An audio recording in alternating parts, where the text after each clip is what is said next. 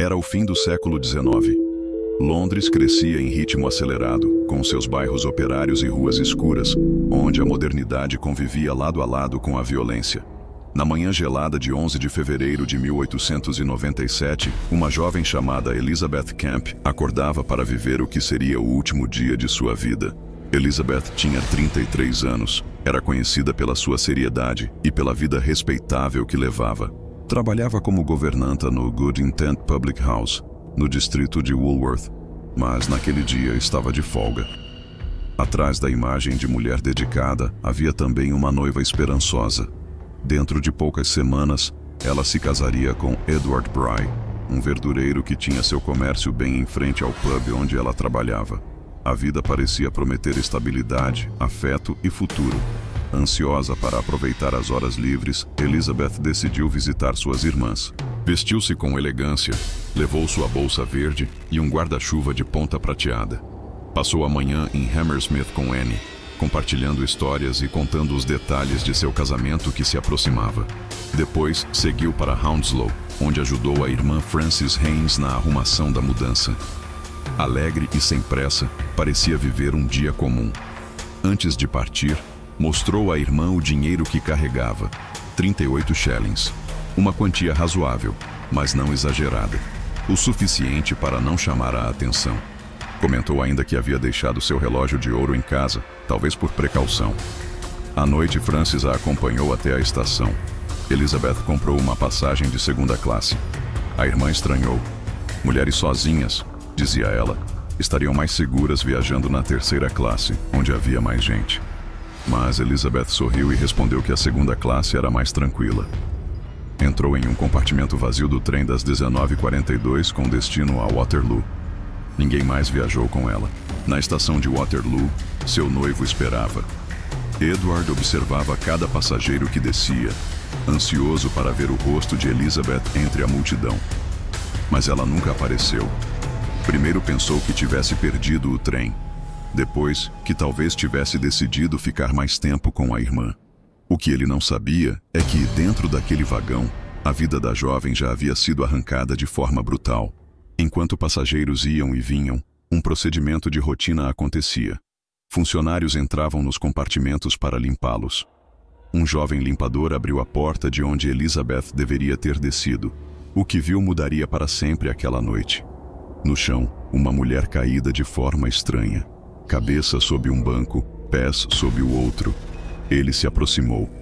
Primeiro pensou que estivesse desmaiada, mas logo percebeu a imobilidade absoluta e o sangue. Ao arrastá-la para o corredor, a cena se revelou em toda sua brutalidade. O rosto estava desfigurado por golpes violentos, as roupas encharcadas, o chão e as paredes manchados de vermelho. O limpador gritou apenas uma palavra que ecoou pela plataforma: assassinato. Eram 20h35. Funcionários e policiais correram, mas já era tarde demais. O assassino havia desaparecido no meio da multidão. Elizabeth Camp, uma mulher comum que sonhava apenas com casamento e estabilidade, havia se tornado vítima de um crime bárbaro. A violência dos golpes sugeria o uso de um machado ou objeto semelhante, mas a arma nunca foi encontrada. O assassino, seja quem fosse, havia deixado apenas silêncio, sangue e um rastro de mistério. A notícia se espalhou rapidamente pelos corredores da estação. Policiais isolaram o compartimento e logo a plataforma se transformou em cena de crime. O corpo de Elizabeth Camp foi examinado às pressas. A brutalidade chocava até os agentes mais experientes. Havia marcas profundas na cabeça e no rosto, como se a vítima tivesse sido atacada repetidas vezes com um objeto pesado e afiado. A violência não parecia obra de um assaltante comum. Parecia pessoal, carregada de ódio. Mas quem teria motivo para matar Elizabeth? O primeiro detalhe intrigante era o dinheiro. Em sua bolsa ainda estavam 3 shillings, exatamente o que havia mencionado a irmã horas antes. A quantia maior, os 38 shillings entregues a Frances, já não estavam ali. Teria sido o motivo do ataque? Ou apenas uma encenação de roubo? O relógio de ouro, deixado em casa, parecia afastar a ideia de um crime planejado para a subtração de bens valiosos. O mistério crescia. Enquanto isso, Edward Bry, o noivo, Aguardava sem saber de nada. Imaginava que Elizabeth tivesse perdido o trem. Só mais tarde, quando policiais começaram a circular pela estação com expressões tensas, é que ele soube. A mulher com quem sonhava se casar havia sido assassinada. O impacto foi devastador. De futuro promissor, restava apenas uma tragédia inexplicável. A Scotland Yard entrou em ação. Peritos examinaram o vagão manchado de sangue. A cena era caótica, respingos nas paredes, estofados destruídos, sinais de luta violenta. Mas nenhum objeto usado no ataque foi encontrado. Nenhuma testemunha se lembrava de ter visto alguém suspeito entrar ou sair do compartimento de segunda classe. O assassino parecia ter desaparecido no ar. A investigação tomou os jornais londrinos. O caso era comentado em pubs, mercados e ruas estreitas da cidade. Uma jovem respeitável, morta em plena viagem de trem. Um espaço considerado seguro e cotidiano. O choque era coletivo.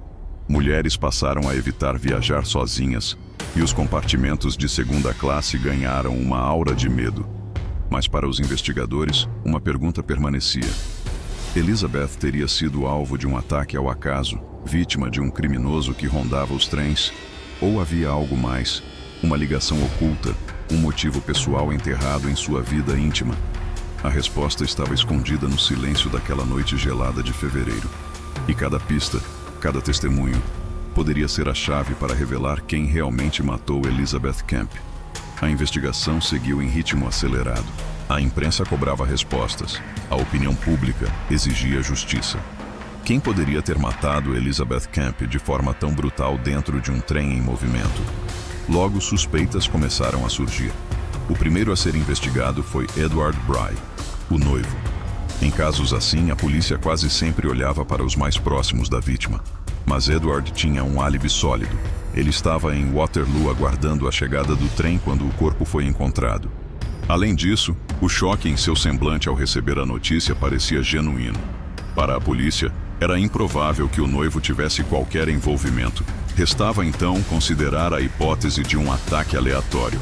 Londres vivia tempos sombrios.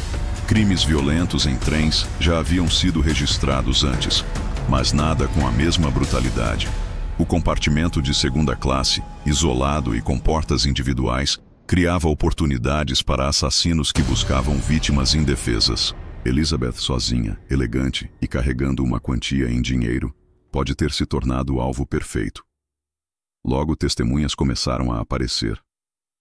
Um funcionário da estação lembrava de ter visto um homem suspeito circulando perto dos vagões naquela noite. Vestia roupas simples, carregava um pequeno embrulho e parecia nervoso. Outros relatos falavam de um sujeito que teria embarcado em Hounslow e descido discretamente em uma parada intermediária. Mas nada era concreto. A polícia levantou a hipótese de que Elizabeth pudesse ter sido atacada por alguém que já a observava. O detalhe da passagem de segunda classe, incomum para mulheres viajando sozinhas, chamou a atenção. Teria o assassino se aproveitado justamente desse isolamento para agir sem ser notado? A brutalidade do crime sugeria um assassino frio, possivelmente habituado à violência. Golpes fortes repetidos, indicando raiva, mas também precisão. Não era um ataque desordenado, era rápido, letal e silencioso. O tipo de crime que poderia ter sido cometido por alguém acostumado ao submundo da Londres vitoriana, onde ladrões, vagabundos e assassinos circulavam nas sombras das ruas. Mas havia um problema. Sem arma, sem testemunhas diretas e sem rastros claros, a Scotland Yard parecia caminhar em círculos. As teorias se multiplicavam nos jornais, mas nenhuma pista levava a uma prisão. O assassinato de Elizabeth Kemp passou a ser lembrado como um dos crimes mais cruéis e enigmáticos da era vitoriana. Uma jovem prestes a se casar, morta sem explicação, em plena viagem de trem. Um crime que abalou a confiança do público na segurança das ferrovias e expôs uma dura realidade. Até mesmo nos espaços mais comuns do dia a dia, a morte podia estar à espreita. Apesar do esforço da polícia e da pressão da imprensa, o caso nunca encontrou uma solução definitiva. O assassinato de Elizabeth Kemp permaneceu envolto em sombras, como uma ferida aberta na memória da Londres vitoriana. Sem arma do crime, sem testemunhas confiáveis e sem suspeitos identificados, a investigação logo esfriou, deixando apenas perguntas sem resposta. Para a sociedade da época, o impacto foi profundo. Até então, viajar de trem representava progresso, comodidade e segurança. A morte de Elizabeth expôs uma vulnerabilidade que poucos ousavam imaginar. Dentro de um compartimento fechado, uma pessoa poderia ser atacada sem que ninguém percebesse. O medo se espalhou e as companhias ferroviárias passaram a enfrentar críticas severas pela falta de segurança em seus vagões. A tragédia também levantou reflexões sobre o papel da mulher na sociedade vitoriana. Elizabeth era respeitável, trabalhadora e prestes a se casar, representando o ideal feminino da época. Sua morte brutal, sem motivo aparente, transformou-se em um lembrete de que a violência não fazia distinções e que até mesmo as vidas mais discretas podiam ser arrancadas sem aviso.